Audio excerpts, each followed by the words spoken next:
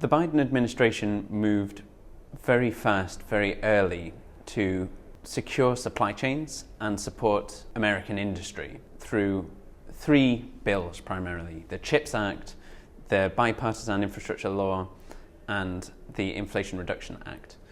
These set off a kind of global debate about how best to deal with the problems faced in the world with supply chains and industry, and globalization and the security challenges that come with it. With the war in Ukraine, with concerns about over-reliance on China for clean energy technologies, with the need to decarbonize quickly, with the need to decarbonize affordably, these questions have become imperative.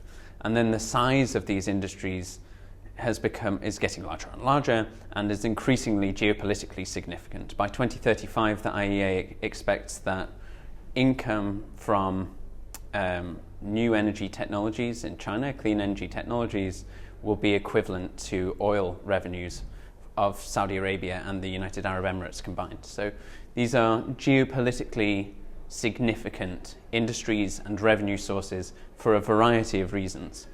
There's a global need to mitigate climate change and to increase access to energy, while at the same time not upsetting or losing ground in geopolitical competition has become a kind of critical question: the extent to cooperate, the extent to collaborate, the extent to compete, and how best to do that to have secure and diverse industries.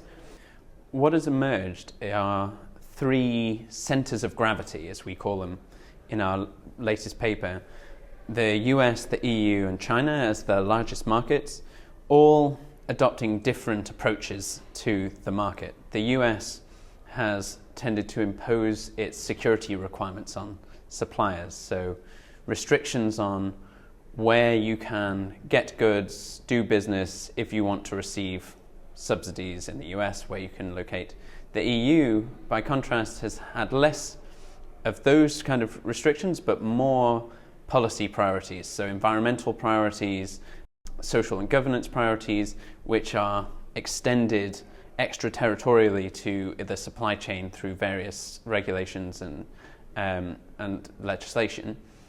China has been much more open, actually, in these industries, and very explicitly acknowledges the importance of the global supply chain to its industries, but at the same time has other problematic elements: the cycle of overcapacity and undercapacity, flooding markets with very cheap goods, allegations of unfair trading practices, allegations of ESG challenges.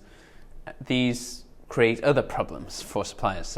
But the dynamics of these three markets effectively set the foundations upon which all other countries must build their policies. And this is equally true of the UK, which must navigate this landscape of industrial competition, subsidies, security, and energy policy in order to achieve the optimal outcome for itself. The importance of China as an investor, as a technology partner, and as a consumer, it particularly has to be acknowledged with respect to Southeast Asian countries and upper middle income countries around the world. Ultimately, the US, Europe, and the UK have strategic objectives in these regions.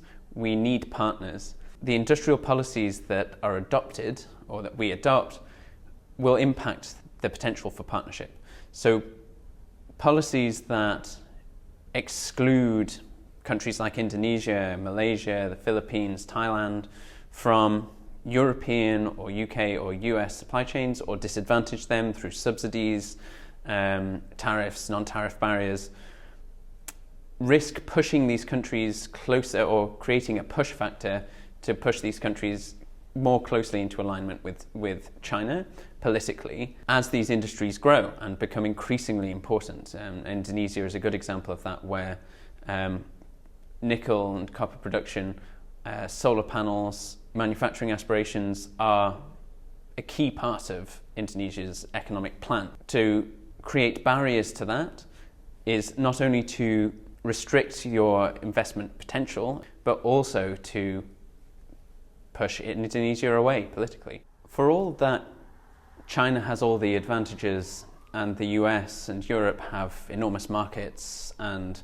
potential to provide massive public funding, countries like the UK shouldn't be discouraged. There are a lot of ways that the UK can play in these supply chains. A number of areas where the UK has competitive advantage. There are some metals. In EV production, the UK is a distant fourth in our index, but considering the UK's economic size, that is not a bad place to start. The UK also has an important role to play in supporting markets and the evolution and development of markets, particularly for critical minerals, where the UK hosts the London Metal Exchange, the most important exchange globally, the City of London. And these markets will play a crucial role in supporting the diversification and scaling of these supply chains to support decarbonisation globally and at an affordable cost.